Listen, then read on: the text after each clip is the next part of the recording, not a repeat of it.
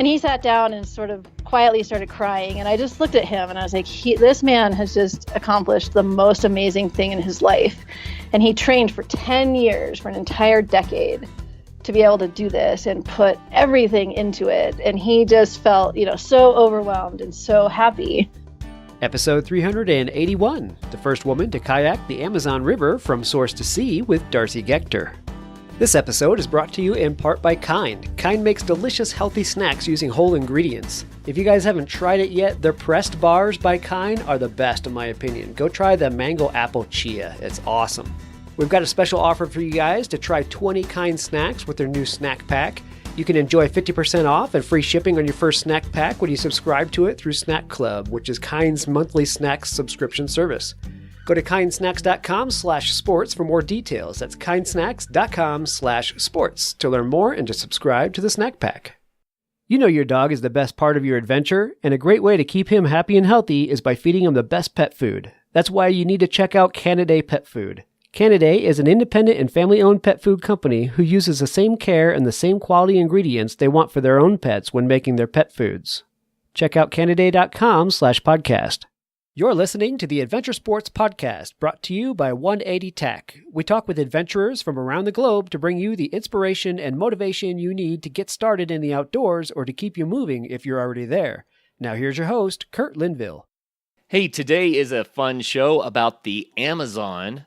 It's about kayaking. It's about first descents from source to sea.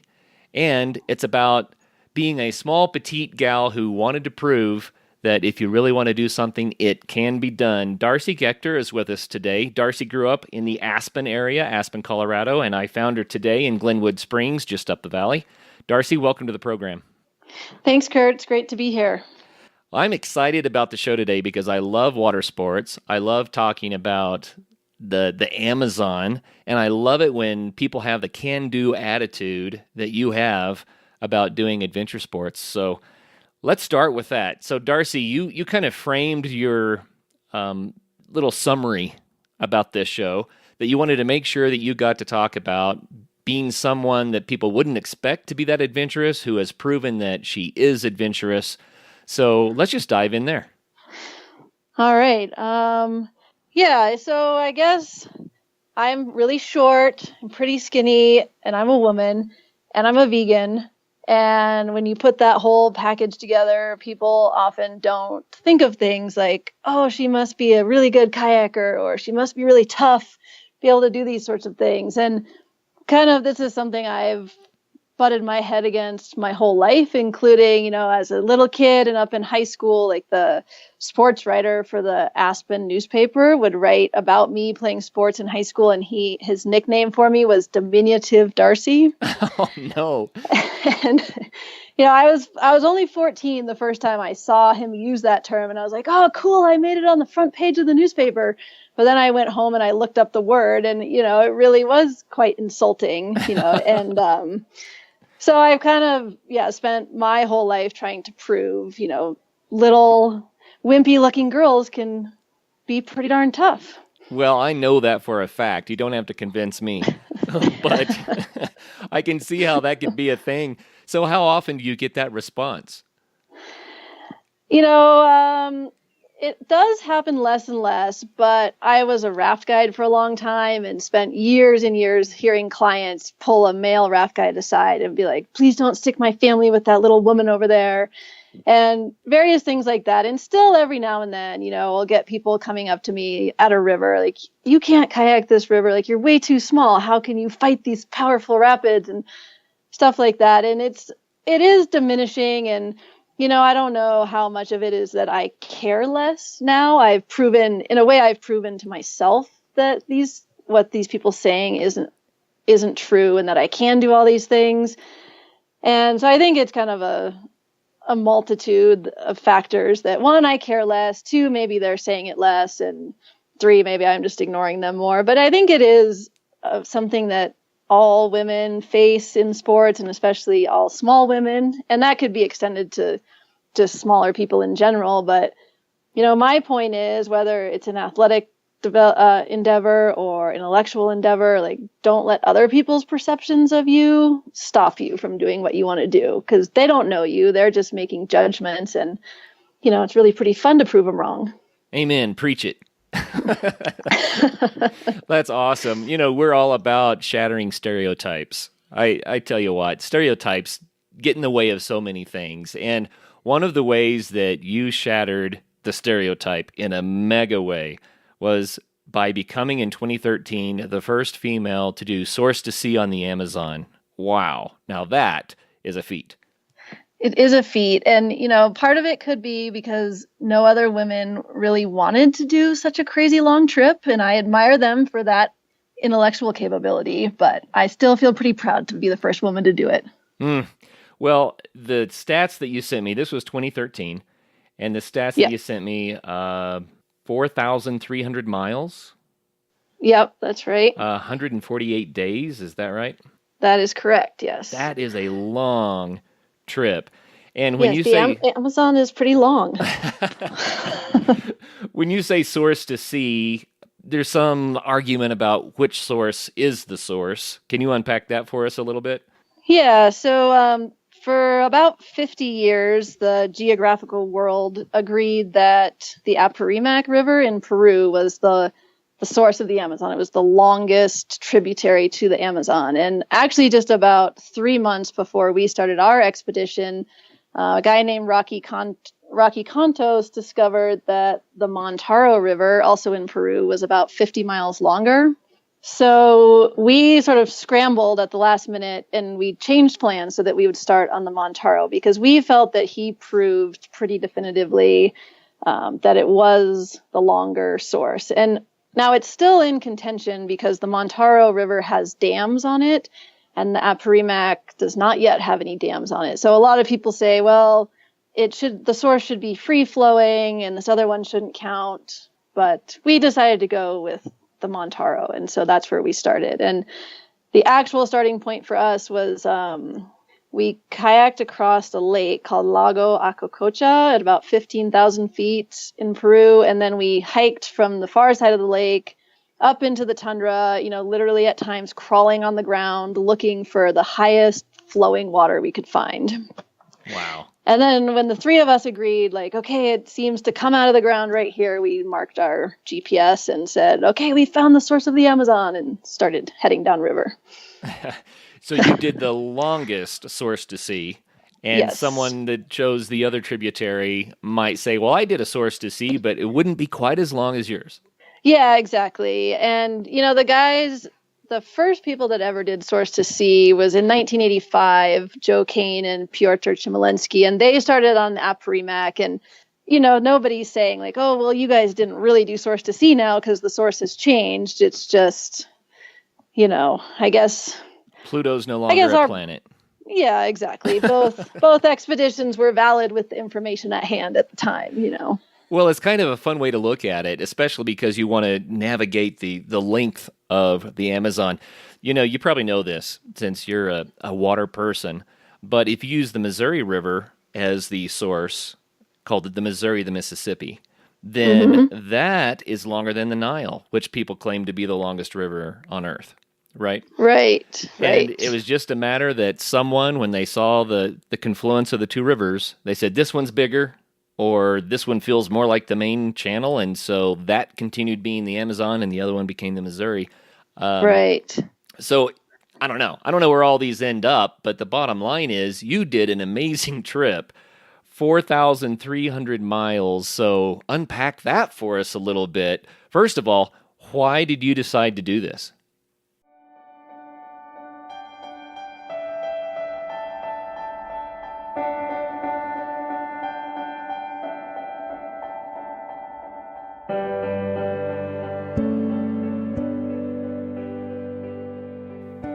Well, it's a good question. It truly started as a flippant decision to go along with a client of ours. So in maybe around 2003, a British kayaker named David Midgley, who everyone calls Midge, he came to Ecuador to our company, Small World Adventures, and said, I want to kayak the Amazon from source to sea, so you need to train me to be a good enough kayaker to survive the whitewater. And we didn't believe him. We didn't think he'd really do it. He was a total nerdy computer programmer from London and not an overly athletic guy. And we said, okay, whatever, come book a trip. And then for 10 years, he came to Ecuador, sometimes for 2 weeks, sometimes for as long as 2 months. And we trained him to become a class 5 kayaker so that he could make it through all the whitewater in the headwaters of the Amazon. And then he invited us, me and my boyfriend, Don, to come with him on the whitewater section. And we said, yes, that sounds great. And then Don said to me one night, you should just think about, are you really going to be okay, finishing the whitewater, saying goodbye to Midge, flying home, and you're missing out on this chance to become the first woman to kayak the Amazon. And I said, oh, well, I really hadn't thought about it that way, but you're right, let's go. And then as soon as I said, let's do it, Don said, wait a minute. Are you serious about this? You can't be serious. I don't think we should do it. And then it kind of snowballed from there. And he now likes to say that he is the first man to kayak the Amazon because his girlfriend made him. So Midge, David, wanted to do it. And now your boyfriend is saying that he's the first. So did David finish? Did they both finish together? How did this work? Yeah, we all 3 finished together. So our group of 3 became the first 3 to kayak the entire thing. 9 other people had done a source to sea before we had done it. And one guy walked the entire thing, and everyone else had done some combination of kayaking and rafting. And we all 3 finished together. That was a pretty monumental accomplishment in itself because most expeditions this long have some kind of falling out or break apart at some point. And, we definitely fought a lot, but we did stay together as a team, and we finished as a team. Boy, that takes something too. And I'm just going to throw this out there. I believe that men need a woman around at those times. That you may have been the glue that held the team together. Now, the guys might disagree with that. I don't know. I'm just throwing it out there. Well, I would like to think that. I would say at times they probably both were really annoyed at me.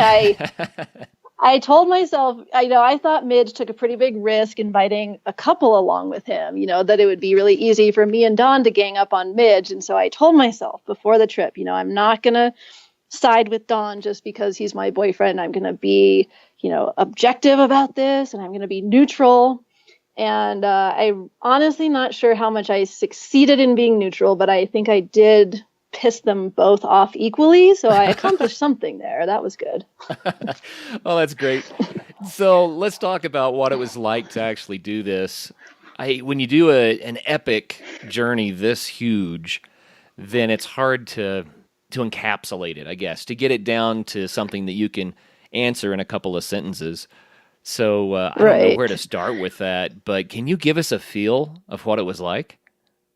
Yeah, I guess, we kind of broke it down to ourselves in different phases. And phase 1 was the whitewater section, and that lasted about 25 days. And, that included everything from the logistical problem of actually locating the source, which was fairly challenging, to then, we drug our boats for a couple of days down the riverbed because there wasn't enough water to float the kayaks. And eventually the river got bigger and bigger. And we did end up kayaking through about 2 weeks of really difficult class 5 and 5+ whitewater. And that was sort of the physical, the physical crux of the expedition. And we had a couple unforeseen challenges. They were building a dam in one of the deepest canyons.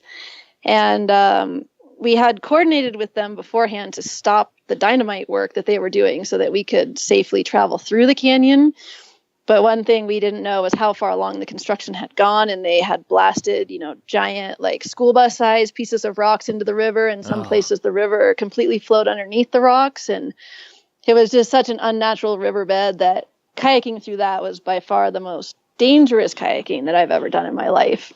And but we all survived, and that worked out. So that was kind of phase 1. And then phase 2 was the part that I was most worried about. And that was when we hit the flat water, we went through what Peru calls the red zone. And Shining Path, this used to be like a big Shining Path stronghold. Now there's a few remnants of Shining Path, but it's kind of been taken over by the cocaine industry. And now this region of Peru is the world's #1 producer of cocaine. And then there's indigenous people who have really been impacted by the Shining Path, the drug traffickers, and recently loggers. And so they basically hate all outsiders coming into their territory, and for very good reason. And so this was a really complicated place to navigate. River-wise, it was easy because it was all flat water, but kind of trying to not piss off the local people, not stumble upon a coca growing operation. And we ended up being really lucky. We had nothing but good experiences there, but it was a pretty stressful time for me. Like 5 tourists had been killed in this region in the years leading up to our expedition. So it was definitely a high stress for me. And then the final phase was the lower river, and kind of the challenges there were combating the monotony and the boredom of it. But then towards the end, too, about 800 miles from the ocean, we hit the tides. And so then we could only paddle 6 hours a day because the tides were so strong that we couldn't paddle against them anymore. And it was also like constantly minimum 20 mile per hour upstream winds. So it became, again, a physical challenge added on top of the fact that, now we're over it. We want to get to the end, but our progress is so slow. Like one day we did 4 kilometers an entire day because it was so windy. And then you wonder why you didn't just hang out in a hammock for that day and hope for better weather the next day, right? Yeah, exactly. And it was always such a hard call to not paddle because it was always windy. So, to say like, oh, maybe it will be better tomorrow, a big part of us didn't believe it would be better tomorrow. But then there was also this thing of like, we must keep moving down the river, and, sitting around on the shore felt like a waste of time, even though it could have certainly been a huge saver of energy.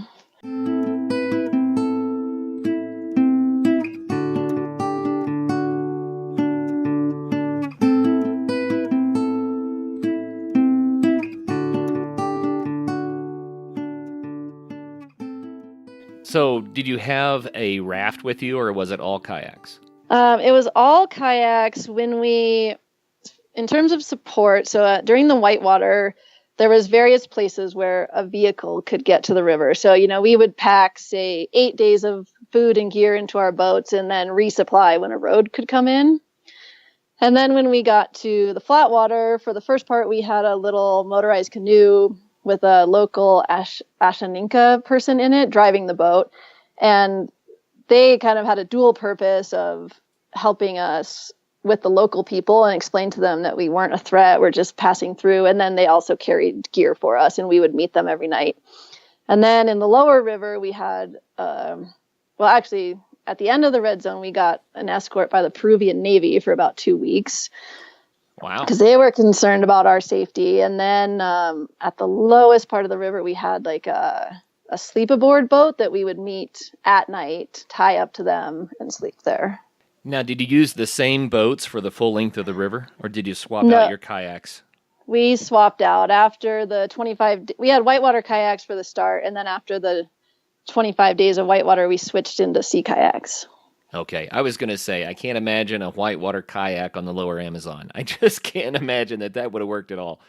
Yeah, it would have been horrible, and the sea kayaks were definitely a good choice. Okay, so you had ground support, we'll call it ground support, right?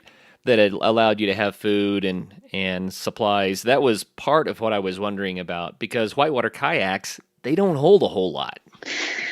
Yeah, exactly. Yeah, so we always had to get resupplied. And I think 11 days was the max that we had to do. And that was in the whitewater kayaks. And it was hard to, carry 11 days worth of food and all the gear. But most of our stints were like 5 to 8 days. Well, tell our listeners, the long-term listeners all know these numbers because we've talked about it before. But for people that are new to the show, new to kayaking or whitewater, explain the rating system. And when you say class 5 and 5 plus, what that means. Okay.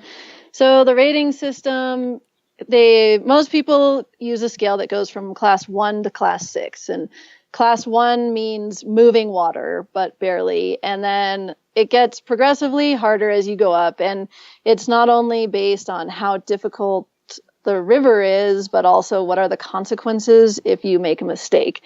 And so class 3 is like a pretty good intermediate river or rapid, and you might have to make a couple moves, but the consequences are very low. If you tip over, or even if you swim out of your kayak, you're probably going to be fine. And then as you get into class 4, the moves get more complicated, consequences get higher, but still not that dire. And when you get into let me skip ahead to class 6, which to most people means unrunnable. But nowadays, like, kayakers are getting better and better, and they are running a lot of what were previously called class 6 rapids. But for our purposes now, unrunnable. And so class 5 and 5 plus means that there's very difficult moves to make in a rapid, and the consequences are really going to be bad if you don't make those. And not to say that you will always die if you mess up in a class 5 rapid, but death becomes a possibility, or a more likely possibility, if you're making mistakes in class 5. Well, class 5 scares me. I'll say that much. Wow. Scares me too. I think it should scare most people. Well, it probably should. We need a little bit of apprehension when it comes to things that have that much risk associated with them. Yeah, exactly. But, I will say for Midge and for Dawn and I and people that do paddle class 5 a lot, I don't know that it ever stops being scary. But I think you train so much and you get so much experience that you begin to realize you can make these moves, and also to recognize when you're not going to be able to make them. And then you know that you have to walk around that rapid. And, the physical training, but more so just the experience, really helps guide your decisions, so that, when I'm paddling class 5, I don't feel like I'm on the brink of death every second, although, someone outside observer could see it that way. But for me, I feel very much in control, but only because I've been training at it for 20 years. Right. Hey, ASP listeners, have you ever tried a Kind bar? You may have seen them in your local grocery store, coffee shop, or gym. They make delicious, healthy snacks using whole ingredients. Well, if you're ready to try some tasty and healthy snacks, we've got a special deal for you. Try 20 Kind snacks from 7 of their unique product lines with their new snack pack. You can enjoy 50% off and free shipping on your first snack pack when you subscribe to it through their Snack Club. Snack Club is Kind's monthly snack subscription service. Go to kindsnacks.com/sports for more details on that. I love their pressed bars like the mango apple chia bars, or I pretty much guarantee you're going to love their breakfast bars first thing in the morning when you climb out of that hammock. So take a minute and see what they're creating over at kindsnacks.com/sports and get your 50% off plus free shipping on your first order. That's kindsnacks.com/sports. As I'm sure you know from listening to the Adventure Sports Podcast, some of the safest and best snow conditions for backcountry skiing of the whole year happen in the springtime. And Bent Gate has the gear you need. Come check out the latest in alpine touring, telemark, NTN, and splitboarding gear. They have brands like Black Crows, DPS, Dynafit, G3, Icelantic, K2, Technica Blizzard, Arc'teryx, Mammoth, Solomon, Volley, Neversummer, Jones, and BCA. And you do need to be safe out there. Bent Gate has the latest in avalanche safety gear. They have beacons, airbags, shovels, and probes, and they're ready to help you educate yourself on snow safety. They also rent out gear, so you can get your skis and your boots there, as well as your avalanche safety equipment. What's more, they also have free demo ski days at local resorts, so you can try out the latest gear. Now, how much fun does that sound? So swing by Bent Gate in Golden, Colorado, or go to bentgate.com to find your new gear, as well as to get updates on all of their events. Well, here's a question for you. This winter, I started thinking about this for obvious reasons. I love to ski, and I ski extreme terrain. And the terrain that I ski would probably be kind of like a Class 5 run on a kayak, right? High consequences if you make a mistake, that sort of thing. But I have trained myself to the point that I feel pretty confident. I know I can get down this stuff. However, I've been an active guy, but a desk jockey for a lot of years. So physically, I'm not an Olympic athlete. So when I start getting into the extreme terrain, sometimes my muscles just can't quite do what I want to do. So I have to back off. And I Yeah. realized that you can be a really good skier, but then to become that excellent skier, you can't just ski. You have to train for skiing, right? Yes, absolutely. Now, in kayaking, is there a parallel to that?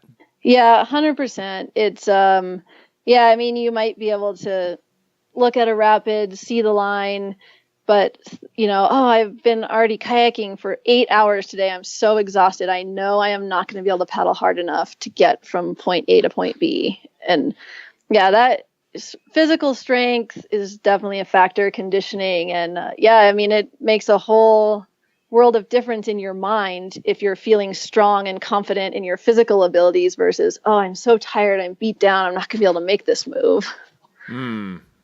So that would be a good time to take a break or rest and do it another day, perhaps. Yeah, exactly. And we faced that a lot. We were all in good physical kayaking condition on this trip, but during the whitewater, we were paddling 8 to 11 hours per day. And, it does get really tiring day after day after day. And especially for Midge, who was, at the absolute limit of his ability, the adrenaline rushes really take a lot out of you too. So if every single rapid is an intense adrenaline rush, that just saps your energy so much more too. So we were always trying to find the good compromise between make the miles that we felt we needed to make, but also not push it to the point where one of us was so exhausted we were going to make a mistake. I was going to ask, the next question was going to be about the adrenaline.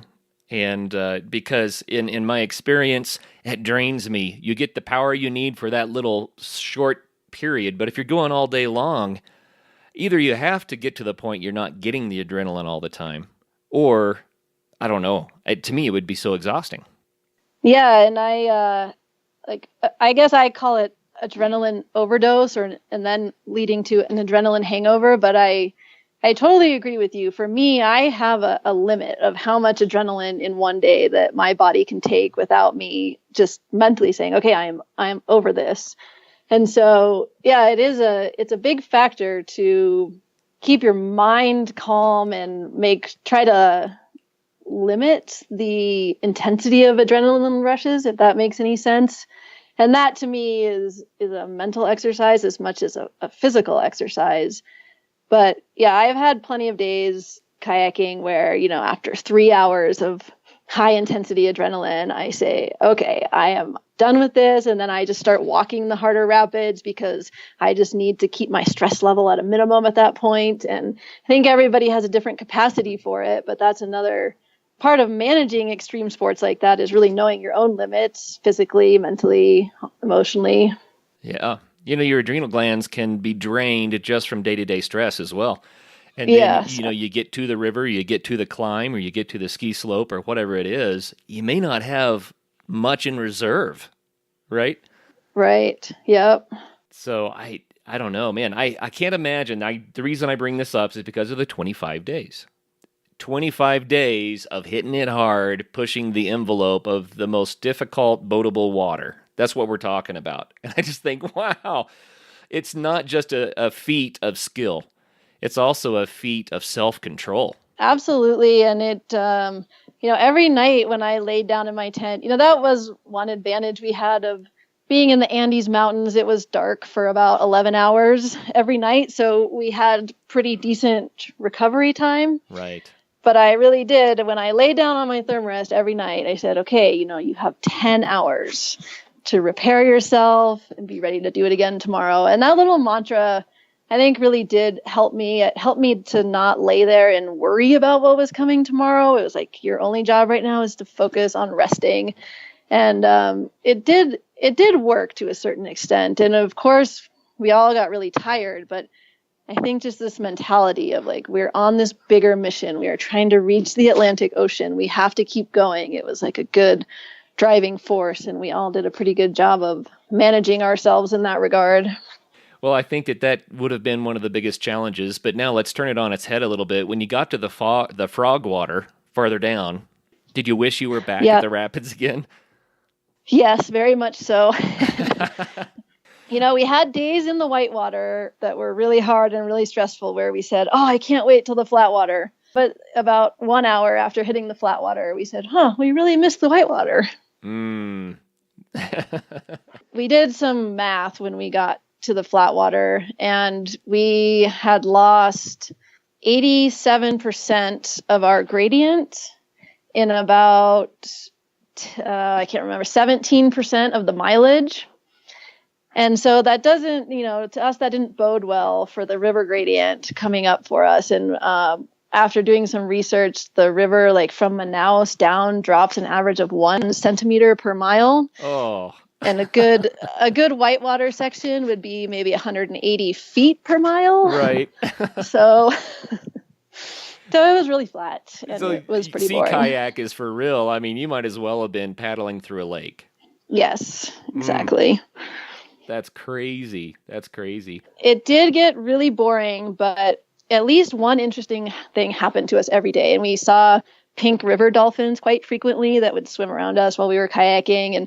And that was really cool. And then we'd have great interactions with people. And I started playing volleyball with these Peruvian women in tiny villages that were incredible volleyball players. And so every day, even though the monotony got to us and we missed the whitewater, kind of at your lowest point every day, a dolphin would jump up next to you and you'd be like, oh, this is really cool. I'm glad I'm here. What about crocodiles or piranha? Or there's a lot of nasty stuff in that Amazon basin.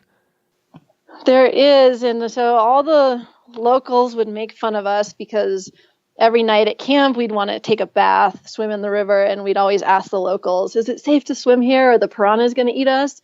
And they would always laugh at us and say, no, the piranhas aren't going to get you, but watch out for stingrays or watch out for this. And we never actually saw a piranha, but we did see some gigantic stingrays. We did see caiman at night when we would shine our flashlights on the banks and you could see their eyes. But the nastiest thing that we encountered were the bugs, the mosquitoes, the little sandflies, stuff like that. Yeah. I said crocodiles because I was afraid to let anyone know how ignorant I really was, but it's the caiman that are there. Are there any crocodiles when you get to the saltier part of it, or is that all just caiman? All caiman throughout the entire Amazon. There's no crocodiles on the Amazon whatsoever. Okay. So thanks for correcting me on that one. Caiman all the way, but they, we didn't see any really big ones, but they do apparently get quite big, and the locals there do worry about them if they're out swimming or canoeing alone and close to dark. They are pretty worried about the caiman. Yikes.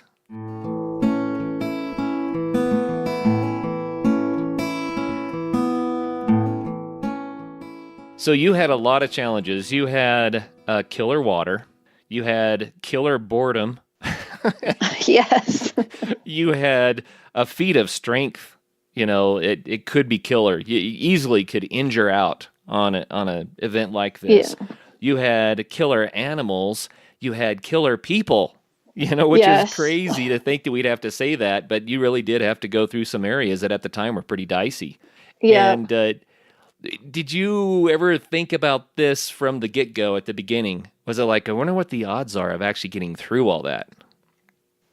Yeah, so right now the introduction to my book is a letter that I wrote to my parents in Lima the night before we started driving to the source of the river. And I wrote them this horrible letter saying, if you get this, it's because something went wrong and I'm not coming back from the Amazon. And then I went on to explain how I've had a great life and thanks for their support all along. And then I emailed it to my friend Larry and I said, we're going to do our best to survive, but if something happens, just send this to my parents. And the reason that I did that, we had spent a few days in Lima doing some last minute preparations. And during those days, I really came to believe that this was a much more dangerous undertaking than I had originally thought it was. And honestly, mainly because of the human factor. That red zone just came to me to seem so volatile and so scary. And when we set off on the whitewater, I said to myself, well, you don't have to do the red zone, and maybe you should just do the whitewater and go home. And I really debated this back and forth, oh yeah, it'd be pretty neat to become the first woman to kayak the Amazon, but it would be really not cool to get killed while doing it. So, I'm thinking about all these things, and I still hadn't decided, but we were getting close to the red zone, and I went to a haircutting place and told the woman in there to cut off all my hair. And she was arguing with me. She's like, you have such beautiful hair. Why do you want to cut it all off? And I'm trying to explain to her in Spanish, like, we're going to the red zone. Lots of people might murder us. If they don't murder us, I'm worried about being a woman because they might do other things to me. And I don't know how to say rape in Spanish. And she just looks at me and she's like, why are you going? And I'm like, I don't know, lady. I really don't know. Wow. But anyway, I did have her cut off all my hair. And I just kept on saying, like, well, you don't have to go. You don't have to go. You don't have to go. And then I sort of put off the decision so long that we paddled into the red zone. And then I was kind of mad at myself, actually, for doing that, because I really wanted to make what I thought was a rational, good decision and not just plunge into it, which I didn't do. So I was mad at myself. But as soon as we actually got there, we just had enough interactions with people that were so good. Everyone was so friendly to us. And it really didn't seem like such a dangerous place as I had built it up to be in my mind. And then, so I'd go on for a day thinking, oh, this is great. People are so nice. And then something would happen. You know, we'd had to go to a military checkpoint, and these huge guys with big machine guns would warn us and tell us what we're doing is a stupid idea and why are we going down here? And then I would get scared all over again. But I guess it was just enough of putting the decision off on my part and then meeting the real people there. And throughout our whole time in the red zone, everyone was really nice to us, including the indigenous people that we were supposed to be so afraid of. And we truly had good experiences. And part of that was we got permission letters from all of the groups of indigenous people and followed their protocols that they asked people to do and did everything by their books. And that pleased them. And so as soon as we'd show up at a village, like all these villages have armed guards 24 hours a day as a remnant of the Shining Path era. Wow. And so the guards would be very strict with us. We would show our passports, we'd show our permission letters, and then it was just like you flipped a switch and they put their gun away, they smiled, they said, come on a tour of our village. And so we just had such good experiences that I ended up feeling okay about it at the end. But yeah, I certainly for a long time, for a couple of months, struggled with this idea of like, what are you doing? It is not, kayaking the Amazon is not worth dying for. But then I guess I decided there was a good enough chance I wasn't going to die doing it. Man, that must have been quite the thing to go through. I mean, as you kind of paraphrase it to us, I'm thinking, wow, but then thinking about the reality of it, that's a whole nother level. You know, the emotions involved and the doubts and the questioning and what's going to happen next, day after day. How long were you in the red zone? We were in the red zone almost a month. And it's an interesting thing. The Peruvian Navy started escorting us our last week in the red zone, and they don't like to go deep into the red zone because they feel their presence will upset whatever tenuous equilibrium exists there right now. So kind of as it got less dangerous, the Navy started escorting us. But it was a very interesting experience. All my adventuring life to that point, the danger has been the rivers or the mountains or the remoteness. And those things, you know, they aren't malicious. They just act how they're going to act regardless of your presence or not. And when you add people into the mix, and especially people who you don't understand their culture, their history, what they've been through, what their fears are, it was a very scary experience and just so much unknown and so much out of my control. I had never felt quite that way before. Yeah, that would be crazy. Absolutely crazy. So you did have some strange situations, though, where you had to convince people you weren't there for nefarious reasons. Can you tell us a story about one of those?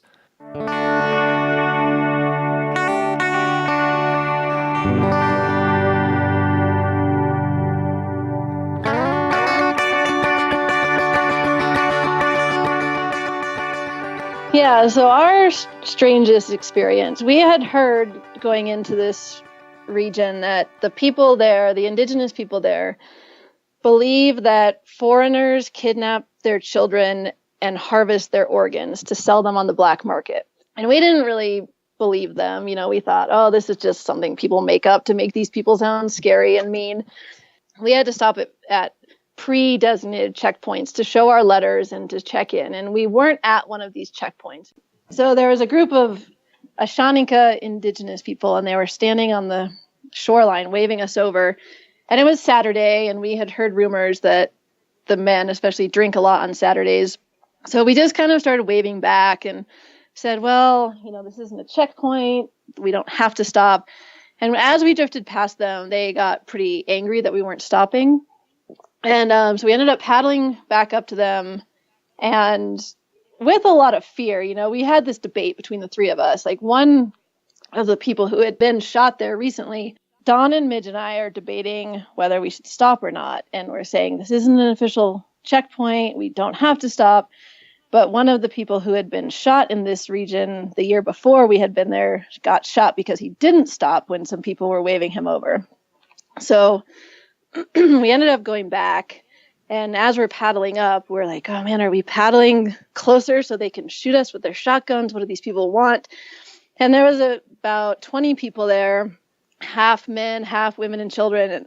And then the man that identified himself as the chief started lecturing us. And he said, we've called you over here because we need to know who you are.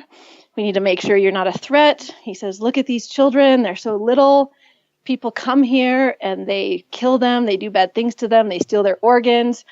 And then he thought we didn't understand what he was saying, organs in Spanish. And he's like, they steal their hearts and other important parts. And he said, we need to make sure that you're not here to do this to our children.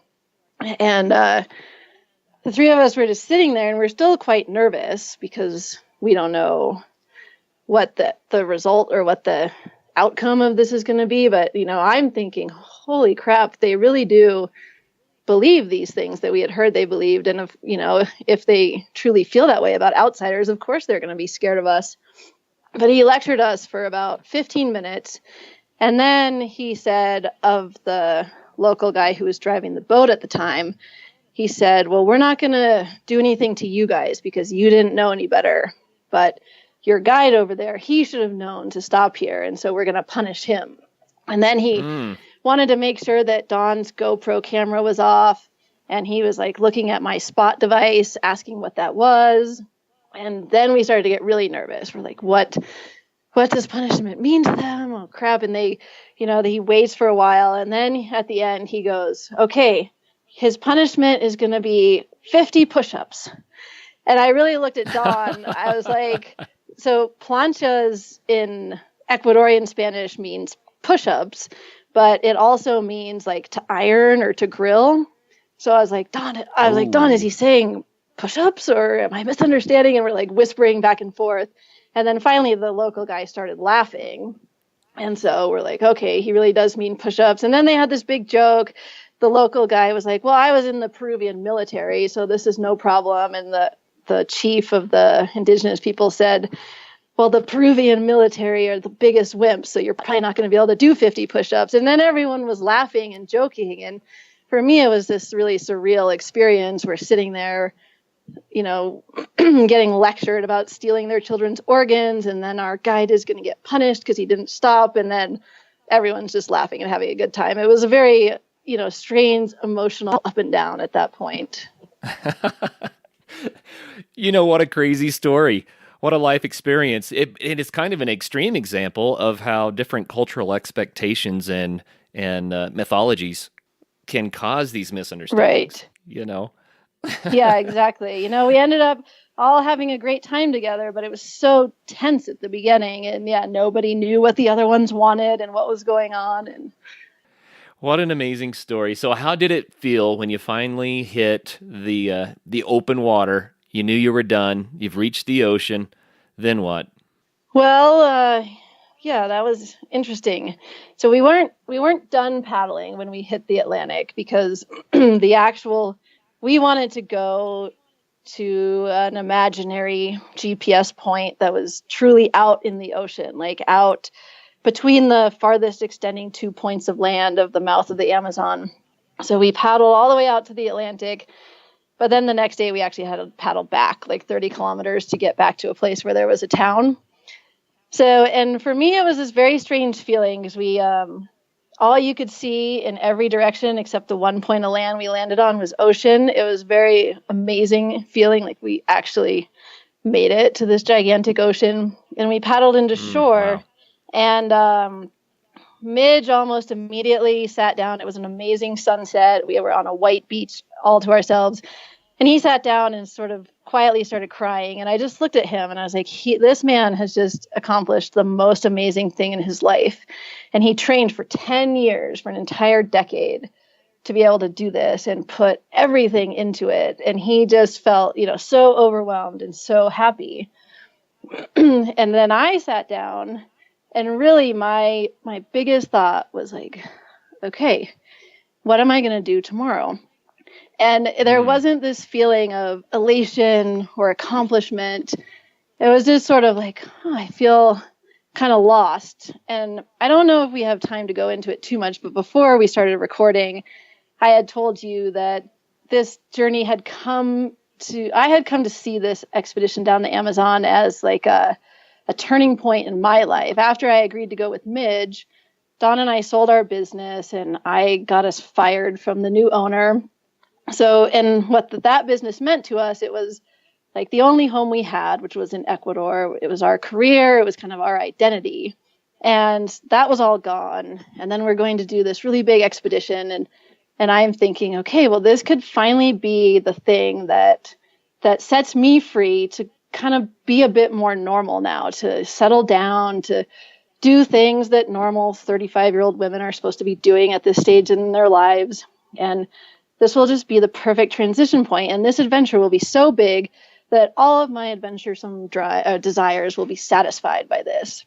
And when I was sitting on that beach, none of that was true. All I felt was, what is the next cool thing I can do? Because I love living my life this way. And it was, both disappointing because I didn't feel like Midge felt, and I didn't accomplish my goal of being set free to be normal. But it was also a kind of a nice moment of clarity. Like, okay, I just need to find a way to be comfortable living my life this way because this is what I like doing. That is so nice of you. I'm going to say it that way. So good of you to be that candid with us. I think that does happen.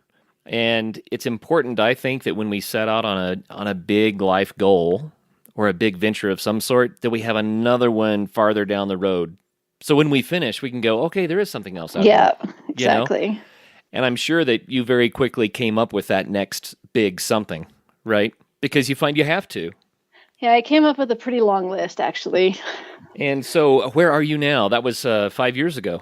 That was 5 years ago. How did it turn out? What's going on these days? Dogs make the best partners for outdoor adventures. Good food keeps your dog happy and healthy for those big days. So feed your pets Canidae. Canidae is an independent and family-owned pet food company who uses the same care and the same quality ingredients they want for their own pets when making their pet foods.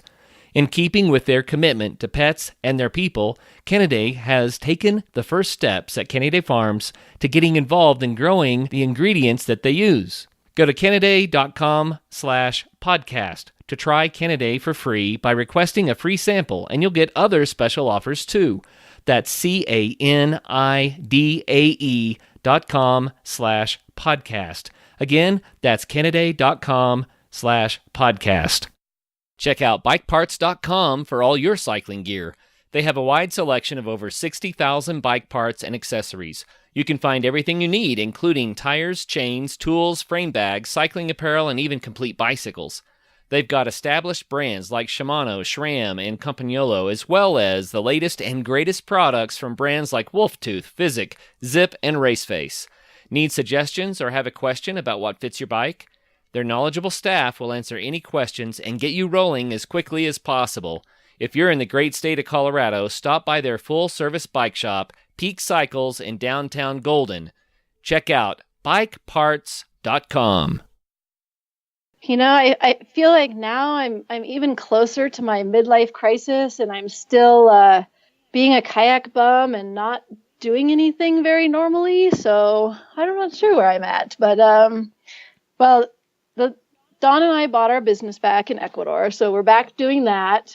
We've had a few pretty great river adventures in Russia and in British Columbia since then, and I did, like you said, I came up with more things I really wanted to do, sort of life goals that I wanted to accomplish, and we've accomplished a few of those. And now we're just happily living our weird adventuresome life.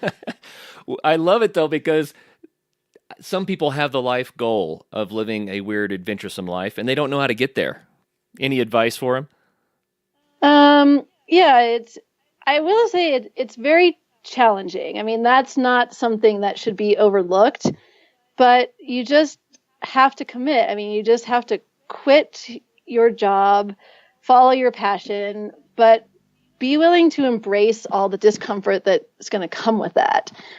And there's going to be a lot. I mean, there's no doubt that, having a good steady job and having a house and having all these things is in a way much nicer, but in a way they all tie you down too. So I have all of my belongings in a storage trailer that my parents are kind enough to let me park on their land.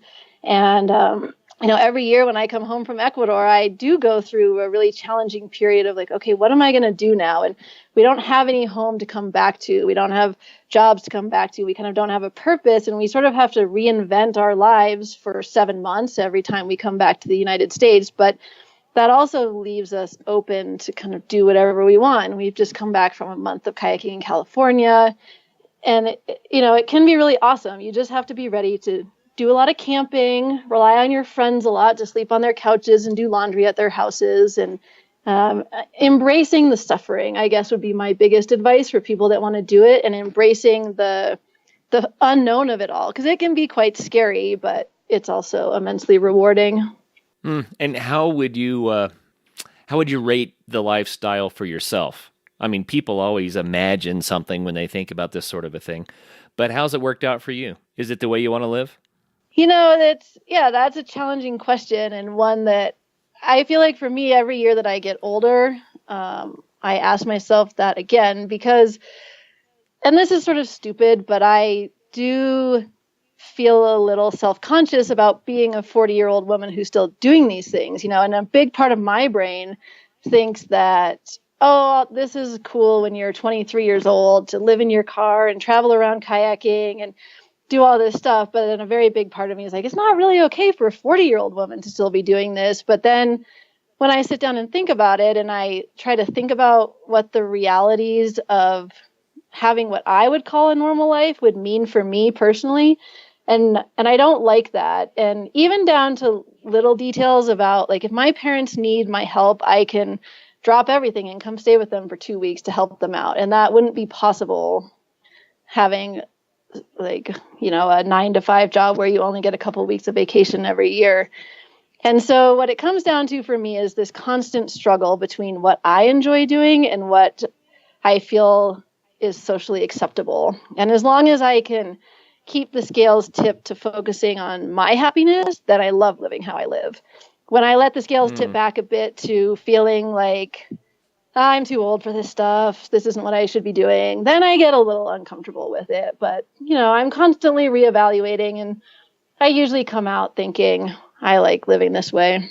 Darcy, I imagine right now there are thousands of people cheering you on, saying, no, don't stop, go. That's what the Adventure Sports Podcast is all about. And I applaud you. Well, thank you. You're living what a lot of people would say, you're living the dream. And there's another concept that comes up from time to time, and that is that everybody wants to retire someday. Yes. But most people don't get to with their health and their strength and their youth and their vitality to do the things that they really want to do. And so you've managed to build a lifestyle where you are young enough and strong enough and have what it takes to do the things you really want to do, and you're living it now. You didn't miss out on that opportunity. Yeah. And, that's good. Yeah, that is good. And, I think the reality for me will mean that I will never truly retire, but that'll be okay. And you're right. I'm doing all these things I want to do now while I'm still physically capable. And I feel good about that. Cool. Well, let's talk a little bit about your book. We're not going to go into detail other than to say that you've written a book about this experience called Amazon Woman. Yes. And you're looking for a publisher at this point. I'm looking for a publisher, and I have a literary agent, and we're working on finding a publishing house that thinks the book will be a good fit, but I hope that we'll find one soon and that lots of people will get to read about the adventure and be inspired to set out on their own adventures. Absolutely. And, listeners out there, I know a lot of you know publishers and publishing houses, and you've heard enough of the story now to know that this is going to be an amazing book. So, I don't know, make a connection. Darcy, is there a way that people can get in touch with you? Yeah, absolutely. You could email me, Darcy at smallworldadventures.com, or I'm also on Facebook under Darcy Gaechter, but I'd love to hear any suggestions or connections or ideas that people out there have for me. Smallworldadventures.com is the next thing we need to talk about. This is your Ecuador kayaking business, right? This is, yes. And this is the one we sold right before the Amazon trip, and then we bought it back in 2016. And it is a big part of what makes it possible for you to have this lifestyle, I'm sure. Yeah, it is probably the number one thing that makes it possible. And we spend about 5 months every winter down in Ecuador leading whitewater kayaking trips. And then the rest of the time we come back to Colorado, usually in the summer, and travel in kayak or get seasonal jobs depending on how broke we are, and just try to make it work. Nice. Well, do you think that's one of the answers? If people want to have an adventure-focused lifestyle, do they need some sort of a business like your business in Ecuador? That's kind of a tricky question, because Don and I have been guiding kayaking trips for close to 20 years now, and we both really love the guiding aspect of it and showing new people the rivers of Ecuador, helping people push their own limits and accomplish things they might not be able to accomplish without some river guides around. But for a lot of people, mixing the work and the pleasure doesn't always work so well, because then all of a sudden the thing that you love is your job and you might not love it as much anymore. So I think for the right people, it's a great idea, but it's a challenging business for sure. It's tons of work. There's not that many kayakers in the world, so we have a pretty small market pool, and you don't really make a lot of money being a kayak guide. So you really, really have to love it in order to embark on something like this. So I don't think it's a necessary component. I think it is one option, but we have a lot of friends that do something like, one guy comes to Colorado and he's a raft guide all summer, and he lives in a tent and saves his money, and then he travels all winter long, and he's been doing that for a decade. And we've got other friends that are carpenters, and they'll work in stints to save up the money they can and then go spend it all traveling. And so there's lots of ways to do it. And owning your own business obviously offers a lot of freedom and flexibility work hour wise, but yeah, I guess that would be my only caution, is make sure that you won't mind your passion becoming your work. A parallel to that, I recently told one of my kids that college can very easily take the joy out of your passion. Yes. And the reason is because you get force-fed so much all at once, it's just too much. Yeah. And it's like, well, the joy comes back later. You just need a break. Yeah. You need to breathe, Exactly. Recover a little bit, digest, right? I'm sure you could do the same thing with a business, right? Yes, absolutely. So maybe there's an element of knowing how to pace yourself. I don't know. I'm sure that you've sorted that out. I have no idea what that would be. Oh, I'm still learning for sure. Every year, every week is more learning. But that's what keeps it interesting. Oh, yeah. Yeah. What I think would be really fun, I'm going to throw it out there for our listeners. I think it would be fun if someone said, I know a publishing house that needs to know that this book is going to have enough sales. And then that they would let everybody know this is the publishing house to contact. And then everybody can contact the publishing house and say, I'm going to buy a copy of that book if you just publish it. And that way we can get this thing out there. That sounds awesome. I love it.